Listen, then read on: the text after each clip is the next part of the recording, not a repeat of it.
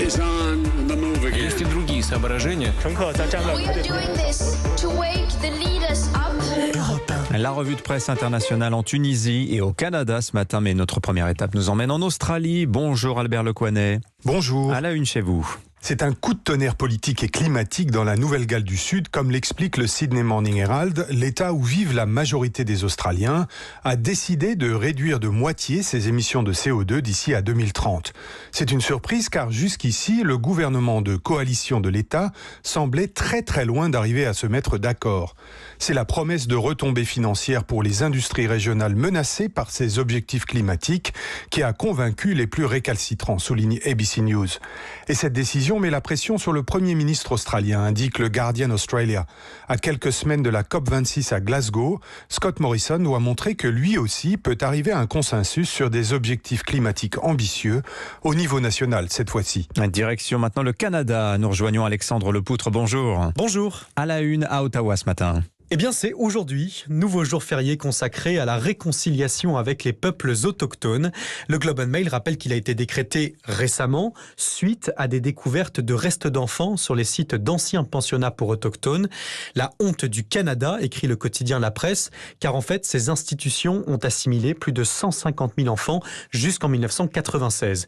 Avec ce jour férié donc, place au deuil et à la mémoire. Les Canadiens doivent affronter leur histoire, dit le Vancouver Sun, et c'est une journée d'autant plus importante, selon le Journal de Montréal, qu'il existe encore du racisme systémique à l'égard des Autochtones.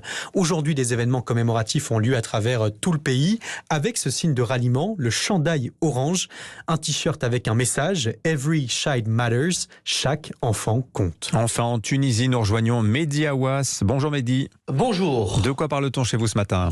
On parle de la nomination historique d'une femme au poste de Premier ministre. 2 mois après le limogeage du précédent cabinet, le président tunisien Kais Saied assigne une mission à Najla Bouden Ramzan, celle de former un gouvernement qui doit lutter en priorité contre la corruption, selon Capitalis. Shems FM explique que le président tunisien a insisté à plusieurs reprises sur le caractère historique de cette nomination, un honneur pour la Tunisie et un hommage à la femme tunisienne, mais aussi une nécessité face à la situation exceptionnelle que traverse le pays, d'après Business News. Des explications qui ne satisfont pas l'opposition.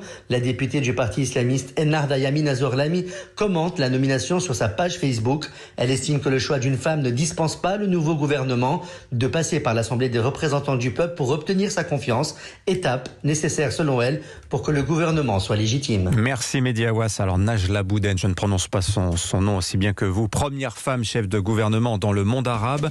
Magnifique symbole, mais sera-t-elle plus qu'un coup de com' de la part du président Kais Saied, qui est très populaire, mais accusé dans son pays de dérive autoritaire sur fond de crise économique majeure en Tunisie? Ce sera le thème de l'édito de Vincent Hervouet à 7h12.